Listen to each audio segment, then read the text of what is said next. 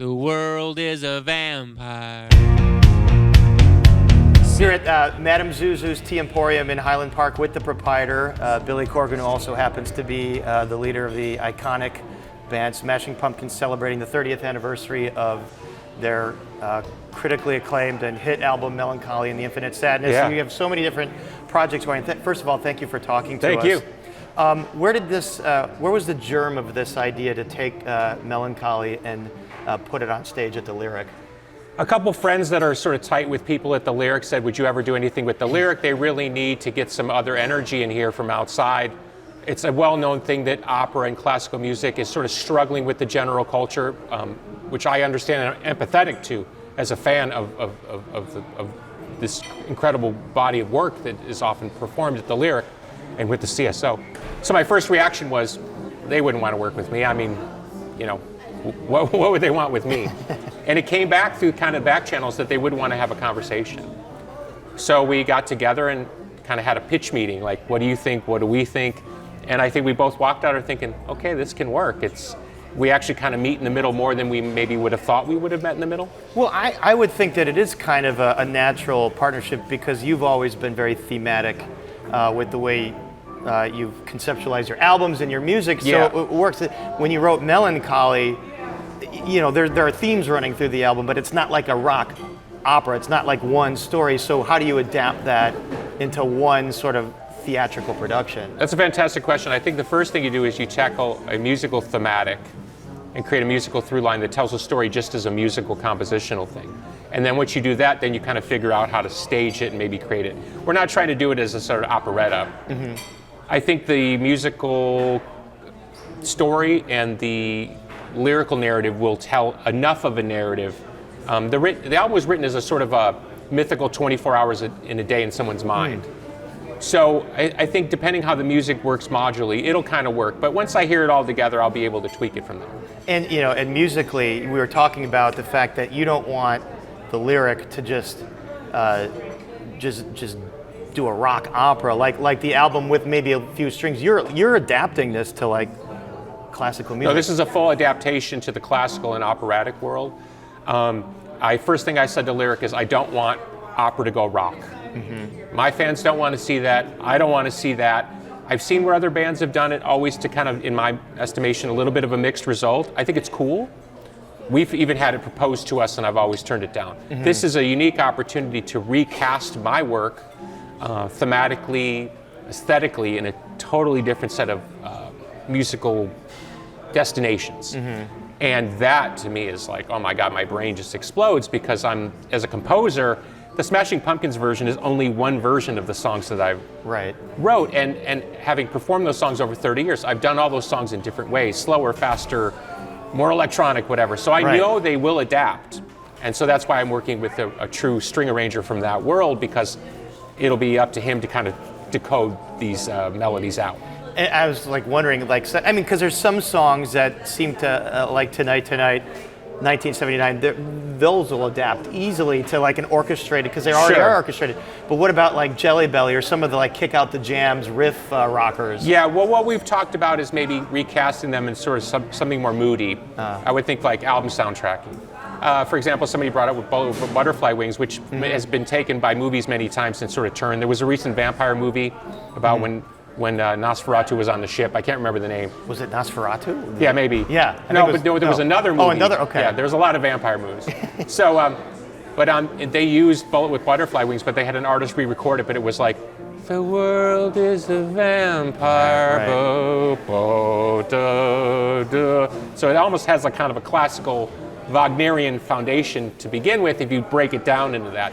So instead of going da da da da, you go da bo da da. I wonder if you realize that looking back at all of this work and conceptualizing it this way, that maybe there always was that undercurrent running through your composition, your writing, like this kind of operatic. Well, you know, mentality. I have no training at all. Yeah. I can't read music. Everything is by ear. But I've been lucky enough to have experiences with a lot of people in the classical world through the years doing strings, and they've always come and said, you could do this if you really wanted to. Right. And they said, do you read music? No. And they're like, oh my God. Like, because, you know, in their mind, if you can't read music, they don't even know where to begin, because they wouldn't even know where to tell me to begin. Right. But I've always gotten a lot of compliments, so it's always given me confidence to think that it could translate. I know the polyphony is there. Right. As somebody who composes music for a living, I listen to a lot of great composers. And I know that the polyphony, my polyphony is its own version, so Gershwin, everybody has their own vibe. Sure. It'll probably translate a lot better to classical world, I think, than people might imagine. Mm-hmm. Are there composers that you're listening to help inspire you on this project? Sure. Well, what the arranger and I talked about was we tried to just kind of keynote, let's call it classical voices that I thought. So I would, on one song, I'd say, I can never say the title of this Wagner, it's Lohengrin. Anyway, it's one of his masterworks. Right. There's this incredible, long, beautiful beginning. It's so elegiac, it's so pretty. I was like, can we do something like that there? Can we do a little bit of Gershwin here, American in Paris here? Can we do a little Bertolt Brecht, Three Penny Opera here? Right. Just to kind of push it in these directions. And he was like, oh great, that really helps me understand how you want to voice these things out. This is so interesting. So this is going to be, I mean, you're composing new music for this. And is the intended audience your fans? Is it opera goers that have subscriptions to the lyric? It's funny because we're here at Madame Zuzu's, and when we opened this Madame Zuzu's 2.0, the first thing I said to my wife is, if we don't attract everyone from young people to 70-year-olds wanting to come in and have a nice lunch, we're going to fail. Yeah. So I think, honestly, the same way. I want the donor class of the lyric to be really comfortable and have a really beautiful evening and say, oh, this is kind of fun and interesting, and not sort of send them out the door holding their nose thinking, well, that's really not for this sacred place. Right. And at the same time, my fans need to be able to come in, and I've gotten so many messages from people saying, this is the first time I'm ever going to go to the opera. But how fantastic I'm sure is the that? lyric loves hearing that. Oh, they too. do, and they've told me the same. They've gotten the same feedback. So the idea that we'll have this beautiful mixed crowd of, let's say, older patron class, who I respect very much because they keep that thing going. And I know a lot of them. I work with them through Pause, Chicago, and I know a lot of these people personally. So I have a lot of respect there. I live up on the North Shore. There's a lot of money up here. Right. I mean, that is the donor class that supports the arts in Chicago, including Ravinia. No doubt. All respect. Yeah. But at the same time, a rock crowd needs to come in and mingle and find common ground. And as a musician, you want that. Everybody coming together. You want to break down genres and barriers. There shouldn't be, No, and this is why I'm only singing a few songs every night, but most of the other vocal work is being done by, true operatic stars. So you're singing. Are you going to be like just singing, or are you going to be performing? Like you're going to be blocked. You're going to have parts blocked for you on stage. We're not really going to act out. Okay. There's no acting. That's It's a performance of it. It's a performance of the music. We will be in costume, and there will be a stage set. And I do know me enough to know there will be some form of thematic, but we're not going to break down in anything beyond. Well, that's kind of how they did Jesus Christ Superstar there, and it was just like performance of it. But the thing about the lyric was, it's a big space, and the fullness. They had a full choir and orchestra full orchestra, full choir. So you can really take advantage of the fullness of sound in that place. I said to I recently I got to meet the maestro of the lyric the other day, and I just seen Mozart's Requiem there, which he conducted, and when that orchestra gets humming and that room starts really bouncing off the walls. It's not loud, but it's a different type of fullness, like you're saying. Right. So I really look forward to standing there, singing with a full choir behind me and a full orchestra. And at different times, depending on the mixes, it'll be anywhere from 5 soloists, including myself, and other combos through the night. So it will have a diversity in it. I'm not singing every song. Right. I think I'm probably only going to sing a handful, but we're going to let the other great stars carry the night too. And it's no secret that opera or classical music they're trying to figure out what their future is. If an institution like the Lyric can stick around, how do they attract fans for the future? Does that entice you to maybe be a part of that bigger project of like, where does this music go so that these institutions can continue to adapt and stay relevant? Yeah, I think the first thing I would say publicly, there's a lot of things I would say privately, but publicly what I would say is the gap between contemporary and popular music and classical operatic music is very wide. And the expectations of the audiences are very different. For example, you have about 20 seconds in modern music to get somebody to be attracted to what you're doing, or they're going to press click. Okay, opera world don't work that way. It might be 4 minutes on an intro before somebody opens their mouth. Sure. Different expectations, different expectations, different destinations. So I have a lot of suggestions privately of how we can close that gap, but I don't think it's a snap your fingers and close the gap. Right. I think it would be a multi-generational effort to merge the arts. Right. What I would say in a selfish way is I would love it if great classical companies around the world would reach out to me and try to get me to commission new works that would walk the line between popular and classical work. You know, I'm not saying I could make the leap fully in a classical world. I would probably need a lot of help there. Right, right. But at the same time, I think you want to try to bring those audiences together. Well, because we were talking about this, like classical music, Baroque music, whatever, Romantic, it was adapting to the time. Absolutely. And it just seems like in the last maybe 50 or 100 years, it really kind of didn't. It kind of stayed over in this world, you know, where was the past. But to be fair, that's very similar in a lot of other musical genres. Yeah, sure. I agree. Rock is really in many ways ground down into particular genres. Right. You know, it's more of a contrivance of the way modern culture has worked over the last 40 to 50 years. And then as that gulf has widened, right, we have less arts on television, you know. As those gaps widen, well, if you're 20 years old and you've never even heard, let's call it the greats of the greats, the Right. Mozarts, the Beethovens, Right. if you've never even heard them, where do you even begin? You know, I remember when William Orbit did that kind of cool music about 20, 25 years ago. He was adding beats to classical music. That was an interesting integration point, Sure. where you got to hear some of those melodies, but you could be sitting by a pool and didn't feel like you were, you know, right. You needed to do something else, you know. So I mean, and that kind of leads me into my next question. Like listening to Melancholy and all your work again to prepare for this.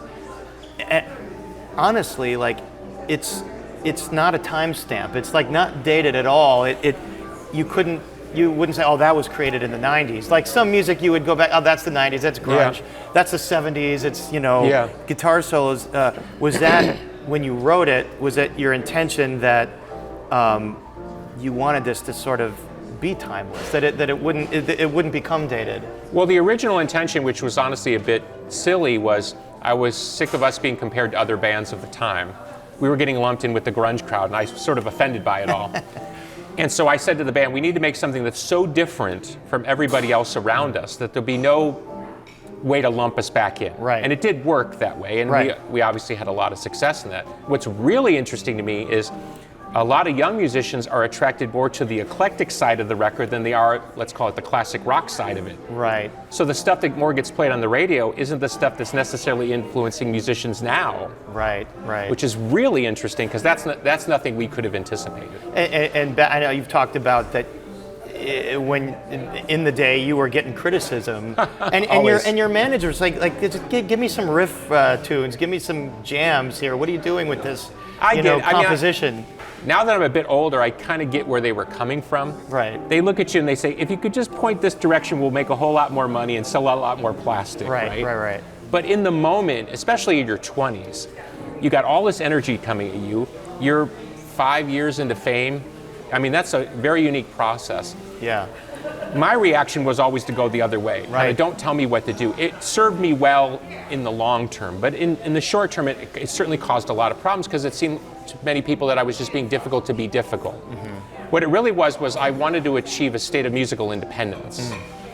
And I guess one of the silver linings of let's call it the post-Napster fallout, where the music business almost collapsed in on itself, and it created the circumstances which led now to the streaming services, which overall have been a net positive, but it's certainly been difficult for younger artists and independent artists to navigate, is this idea that now you can be truly free in the musical arts in a way that in the history of recorded music, if you want to go back to say 1910 or something, so we're at 115 years into recorded music being something that people buy with regularity in whatever form, be it digital or not. This might be the first time in that 115 years that you can actually have complete musical independence. In fact, Chicago's own Tyler, the Creator, is a perfect example. One of the biggest selling artists in the world, completely independent. Right. That was impossible. If everyone remembers Prince, writing on his face "slave," and he changed his name, the artist formerly known as Prince and all. Right. I mean, it was dramatic what he was doing, but what he was saying was, there's no system by which I can break away from these people. They kind of won't let me be, and they want me to fail, not because I'm not talented. They want me to fail because I disrupt their business model. Is that kind of bullet with butterfly wings? Like, you kind of talking about that, right? Well, no, that was the bullet with butterfly wings was sort of a joke, which is like, you think you're gonna, by having success, wealth, you're gonna break out of the cage and then you're gonna be free. And they just realize you're in a bigger cage, you know? Is that tension between like following your artistic vision, but then saying, well, I've got this career and the people that control the money are telling me to do this. Yeah. What's that struggle like? How do you stay true to the vision you have? Because as far as as an observer and a fan, you did. You never compromised that. It seems like. I appreciate the compliment, but there were definitely compromises. But I don't think, if you can kind of, let's call it, find the perfect line between the commercial concerns of the world, the concerns of the culture that wants more of the same if it's working. Yeah. And then on the other side, hey, I'm an independent voice and I'm on a journey. Take this journey with me. If you can find the through line on that, almost like a car going through a corner on a racetrack, there's a top speed there. Right. Because one thing feeds into the other. What I'm trying to say is, if you were truly independent, it's very hard to sustain the energy without the world paying attention to you. Right. If you're a huge artist like Tyler, the Creator, well, you know, the proof's in the pudding, right? But if you're an independent artist and you're working in Chicago and you have a day job and at night you're trying to make it happen and you say, you know what, I don't want anything to do with this system. I don't want to be exploited. I don't want anyone to tell me to do. I want to just do what I want to do. If I want to do a 42-minute song, that's what I'm going to do. Right. The only problem with that, and I encourage anybody to do it, it's not a discouragement, but the only problem with that is, if you're not plugged into the system of media, you lose out on that feedback loop that gets created. Right. Where you're walking down the street one day and you hear your song coming out of a car as it rolls by. I mean, it's a relation. You have to have that. It has to resonate with people, what you're doing. Yeah. If you want to keep doing it. Yeah, it's funny because people talk about some of the numbers that we see, say with Taylor Swift and some of the bigger pop stars. Right. But there tends to be a sense of isolation as those artists tend to almost work within their own ecosystem. Where I can remember in 1988 when Janet Jackson was on the radio, everybody heard it even if you didn't want to hear it. Right. We've lost this, like, let's call it the overall cultural zeitgeist, musically, and now we're into kind of fiefdoms. Right. So there's pop fiefdom, there's grunge fiefdom, there's whatever. Right. And it's fine, but I think we overall culturally kind of lose that feedback loop where we're influenced by things that we wouldn't necessarily have liked. Right. I remember one time sitting down with Terry Lewis, who had produced some of that Janet Jackson stuff. And we were talking, and we got to talking about some of the stuff he did. And I started talking about this one song that Janet Jackson had done that really influenced me on something. And he was like, oh, you know that song? And we had this whole conversation. Right. I was like, that was one of the coolest musical productions I've ever heard in my life, and I did this thing, and I stole this thing from you. Right. In this new world, I don't hear, let's call it the Janet Jackson of the day, because I'm just not listening, because it's not anywhere for me to be heard, and I can shut it off if I want to. You can pick your own satellite radio channel. That's why they call it silos, I think. Right. Digital silos. Right. I like the word digital ghetto, better term, because you're kind of stuck in your digital ghetto. And you know, the systems of AI on Instagram or whatever, they've learned to feed you more of what you want, because that creates engagement. And Sean Parker, one of the founders of Napster and also Facebook, said they knew that they were going to create these digital silos by reinforcing people's beliefs, and not only that, reinforce their beliefs politically and socially. Well, we're dealing with that in the news business, where that's the business model that makes money, is where you just reinforce people's beliefs, and we try not to be like that. As a victim of clickbait, I can only cry mercy, you know. You've read all of America, I think, feels that way right now. I mean, is that why you think Melancholy and all of your work holds up? Is because you weren't in a silo, that you were taking influences from everything you were hearing, and it's not just, you know, a timestamp on that one particular time and genre in history. If you think of the greatest movies and albums, they have a way of being perfect for the moment, and somehow they become a portal into something else. Right. Dark Side of the Moon is one of the most famous ones, Sgt. Pepper's. Somehow you listen and you hear the moment, but somehow it takes you to today somehow. And so somehow that album has that transportive quality. I don't know what we did right. I wish we could do it again.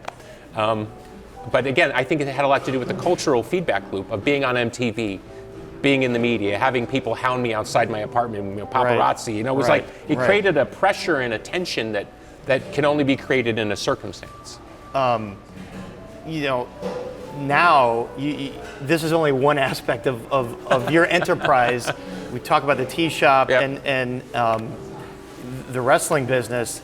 Is there a through line with all those things that I mean, these seem like such distinct endeavors, but the one thing I was thinking about with wrestling is like it's that combination of like raw aggression and theater, you know, and performance. I appreciate bringing up my wrestling company, the National Wrestling Alliance, which we actually do run here in Highland Park every couple months. We have a localized NWA Chicago. Appreciate you bringing that up. Anyway, commercial over. I think the through line that you're after is, for me, it always starts with something that I'm consistently passionate about. Professional wrestling makes me insane. I mean, like in a bad way. But somehow, day after day after day, I wake up and I'm interested in it. I don't know why. It goes back to my childhood. Right. Same thing with music. Same thing with Madame Zuzu's. I'm really interested. So what my wife and I have tried to do, and she also has a fashion line with her father called House of Gilles, is we're trying to create new business modalities that, I guess, walk the line between the old world and the new world. Right. For example, it's very complicated to run a restaurant. We have great customers, we have a lot of business, but it's a complicated, anybody in the restaurant business knows exactly what I'm talking about. A lot of moving parts. Sometimes my wife says it would be so much easier if all we did was have the digital store, because we do a lot of business through our digital store. Right. I said, yeah, but there's something about Zuzu's coming up from the ground with the concerts and the kids shows and the David Arquette doing Bozo here that feeds into something it's hard to put a number on. It creates a culture or a feeling or a belief or a faith or an engagement. Having a collective experience. Yes, and nobody can define in the marketing sector, no one can define you what the Right. real numbers are. Right. For example, there's this new philosophy on an online culture that it's better to have 50,000 people that are really into doing what you're doing than 500,000 who are kind of half bored. And you have to keep serving them and doing silly stuff like putting shaving cream on your head to keep them engaged. It's better you have 50,000 people that are really, really interested in who you are doing what you do every day. Right. And I think that's the culture that's coming, and I think that's what my wife and I are trying to build. So I know it sounds silly, but if you can unplug what it is we're doing and you could just look at the system that we're building, you'll see there's a consistency there. Passion applied to a work ethic equals a new way of doing business, and at the end of the day, serving a customer in a way that feels more novel and less, let's call it exploitative. I think more of it's a partnership model. For example, customers here, I think of them more like we're partners in this local culture. So coming here isn't just Kind of like a rock show too, like Absolutely. you're partners in this experience. Absolutely. As much as I like to play rock star, when I walk off the stage, I don't feel like a rock star anymore. I mean, that's my spot. Put me on a stage right there, boom, I know what to do, I know how to play that game. But off the stage, I'm not that interested in it. The old business modality of rock stardom is you had to be a rock star 24 hours a day. So when I went into wrestling, and when I did Chicago Cubs analysis for WXRT, Right. I got a lot of guff from my audience, the musical audience, saying, we didn't sign up for this rock star to be at the Cubs game. That's fun. So you have to play that role for your crowd. I was all the made, time, I was it made seems fun like. of by Anderson Cooper on CNN for being involved with an animal charity because rock stars are losing their edge or some Wow. silly meta point he was trying to make. Yeah. What I'm trying to say is I think we're evolving into a different culture where people can be way more complicated. We have conversations every day in America about gender, about identity. These are all great conversations because true freedom is you should be who you want to be, and then you should apply it and contribute to the world from the best place of yourself. In essence, if your cup is full, then you're more likely to contribute with others. So I'm a big fan of everybody should be happy. But it's the way that you contribute. In the old modality, it would be like I would look at you and say, well, you're only good at singing opera. You can't sing pop. So stay over here. Some manager is telling you, stay over here, sing opera. Don't tell anybody about your pop aspirations. You're going to ruin with opera crowd's not going to listen to you anymore. Right, Now right. we live in a world where you can be an opera star, a pop star, and have a hot dog stand. Right. And I think that's a much cooler world to live in. And and I have young children, 9 and 6 and now a baby. What am I trying to sell them as a parent? I'm saying you can be whoever you want to be. My son ran in today and showed me a picture of our bulldog. It was really, really good. And he said, I never thought I could be an artist before, a visual artist. And I said, well, what were you thinking before? He said, I thought I could be a video game designer. But now I realize I could do this too. And I said, yes, you can be both. It's yes and. And the great example for us as a family is he can look at his mother and his father and he can see us doing different disciplines at any different time. And you're adding in another one is in terms of podcast interviewer. Oh, I thought you were going to talk about the baby. You said another one. I was like, oh my God. Another. Yeah. Oh, there's something you didn't know. That no, like you've got this podcast now. Is that kind of feeding that desire as well to kind of connect, to kind of explore all these? Well, you talk about gender, these conversations you think are useful to have. Do you want to have those conversations in this podcast? At the moment, I'm not interested in being involved in, let's call it the cultural war part of American culture. Maybe we need less of that and more. Well, that's kind of part of the things that bring us together. Thank you. I think that's part of my argument is I would like to portray artists and people who have a lot of influence in our culture or have had influence in our culture and portray them in a different way that might make me think, their value is different than what I've been told for 30 years or 40 years. And so when I talked to the Bill Maher world about it all, and it was great, being invited by Bill to be part of his podcast network, the idea was like, look, I just want to have real deep conversations about what I think is interesting, and I think there's an audience out there for it. And so far, that's proven to be true. And what's the biggest compliment I get? It's so nice to just hear a calm, studious, measured conversation about things that really matter between two people that do it for a living. Even if we're from different genres. Right. That's it. It's not complicated. I mean, if you grew up in Chicago watching, 80s, 70s and 80s PBS, that's basically what it is, I remember as a kid watching a Satanist and a priest debate, with Bill Moyers or something, you know what I mean? And I thought it was interesting because they could sit there and say, well, I completely disagree and you're going to go to hell, but, shake hands at the end. I like to see a little bit more of that, and I think that's my way of contributing to that kind of let's go back to just talking a little more. And one of my old bandmates used to say, let's agree to disagree. And I think that's the healing balm for the whole country. Sure. Let's just agree to disagree. Right. And sometimes that can be a cop-out. Let's agree to disagree. Wait a second. There's more. There's always more to fight about. There's always more to fight about. Yeah. It's a good fight. Yeah. And speaking of ex-bandmates, so you're going out on tour, not as Smashing Pumpkins. Well, it's complicated. I'm going out solo. Okay. In America in June. Okay. And then in July, August, and I think into September with the Pumpkins in Europe, and maybe beyond. Okay, so how come you're doing it that way?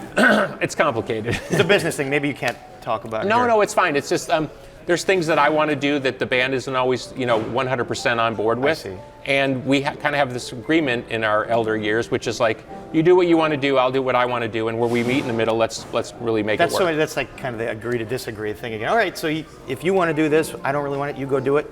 And we'll come together and do what we want to do. I feel very strongly that this being the 30th anniversary of Melancholy, the 25th anniversary of Machina, which was a very contentious album when it came out. Right. And then we have this new album out of Maury May, which has been very well received, more of a rock, kind of a throwback, dark, old school kind of record. I said, I just want to go out and play these songs, and I want to play them in these, like, let's call it more intimate venues. And so I'm doing about 13, 16 shows, something like that, and put together a band and just go out and play some music. It's not complicated. Speaking of where everything is going, do you worry about where AI could take music, what it's going to do to it? We worry about that in this business. So, how much longer we have. Your job is gone. Yeah, pretty much. Your job is gone. And I hate to be glib about it, but a lot of people's jobs are going to be gone. Yeah. And let's start here. I want to be wrong about that. Yeah. So if you come back to me in 5 years and say, man, you were really wrong, here's the clip, I'll be like, I'm glad I'm wrong. Because AI is about to wipe, particularly in the arts. Musical artists, I mean, we're going to be listening to AI-generated songs, art? I'm sure we already are. It's, the word tsunami comes to mind. Yeah. I feel like there's a digital tsunami coming. And a lot of people are going to get knocked over. I probably shouldn't use I'll use a different term. There's a musical storm coming, you know what I mean? There's a digital musical storm coming, and a lot of people are gonna have a hard time with the aftermath of that storm, because the arts is always a kind of an economics thing at the end of the day. And if you're an independent artist and you can use an AI mastering person or an AI mixer Or hey, here's my guitar part. Can you make this sound better? Can you make it sound like I played it really well? Press a button, it's done in 5 seconds, instead of sitting there for 4 hours and having to practice. So you can Right. you can go online and do your digital marketing. I mean, who the heck knows? I saw this thing. Rick Beato's a very big YouTube voice. I love his and I know Rick a little bit, and he's interviewed me. I actually want to reach out to Rick because he did this thing the other day where he was analyzing one of these sites that's making AI music. And his comparative thing, I think, and I would quantify it as a mistake, and I say this gently because I really like Rick. His mistake is the same thing that people made a mistake about, let's call it the plant-based vegan eating community. 20 years ago was like, hey, have you checked out this vegan place? They make a really good Big Mac. It tastes just like a Big Mac. Right. Well, have you noticed that vegan restaurants don't do that anymore? Right. Most of them don't. Right. Why? Because it's really just about really good, healthy food. That's what we serve here. AI music is going to be young creators, probably mostly, sitting there thinking, you know what, I'm going to make a music that no one's ever heard before. So I'm going to let AI either make it, and AI will perform it, or AI will make it, and then I'll perform it in a way that I never would have written myself, and it'll be so different. I think you're going to see almost like a completely different set of musical genres coming out of the artificiality of the mind creating it. Right. It'll be almost like a totally separate genre. Right. And you'll be like, oh, that's AI weird music over here. And you'll be like, it doesn't make any sense to me, but it makes some sense to some kid on TikTok because it sounds like they're having a dopamine withdrawals or something, you know? Right. I really think it's not gonna be so much imitative of what exists, it's gonna be an iceberg breaking away. So maybe it can assist artists and creators, and we'll be able to delineate what's AI generated, what's assist is a nice word. as opposed to take over. Cheat. It's going to be a lot of cheating. Cheating. But look, it's easy for me to sit here having had all the success saying, you should do it my way. My way is the done way. Yeah. The new way is going to be quickest, fastest, get me to market in as straight a line as possible. And if it means filtering my photo, filtering my music, having AI write my lyrics because I'm not very good with choruses, it's over. I mean, the word I keep using is it's over. If you think like, gee, it's coming, is it going to come? What's going to happen? No, it's here, and now it's going to be what's going to happen. Well, on that note, if you need a job, you can. I can always come. I can learn about vintage teas and. Well,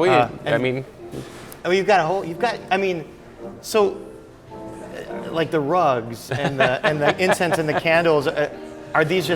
Are you just selling stuff that just encompasses all of your different interests here? No, it's more about, we see it more as a lifestyle thing. Okay. Most of the people who eat plant-based food are either looking to lose some weight or have a healthier diet. And so the things that we sell tend to align with, let's call it, healthier lifestyle. Sure. The plan is to have way more retail in this. This is my wife's doing over here. We're still arguing about all this. But you have you're pretty much fully scheduled with performances too, and it's like comedy. Yeah, we have free music every Saturday and Sunday from 11 to 2. Okay. And we support local artists. A lot of artists come up out of the city, so we'll have folk, country, jazz. It's great. That's awesome. There was a gentleman here the other day was doing a bunch of like 70s covers, acoustic and some drums. It was great. Nice. So free, no cover charge. Just come and enjoy the music. And then we have our player piano over here, We pretty much have stopped playing music over the speakers. We just pretty much just play the piano all day because people seem to really enjoy it. It's got several different. It was doing movie themes before you came in, which I was told is not your favorite. Your favorite thing to hear on that. Doing more jazz right now. Billy Corgan, thank you so much for having us talk to you. Thank you. And having us up here at Madame Zuzu's. And we'll say goodbye to the AI cameraman. See, it's an assist. It's assisting our two humans here. Todd and Ed. Yeah, thank you so much. You good? Yeah, thank you. That was a lot of fun.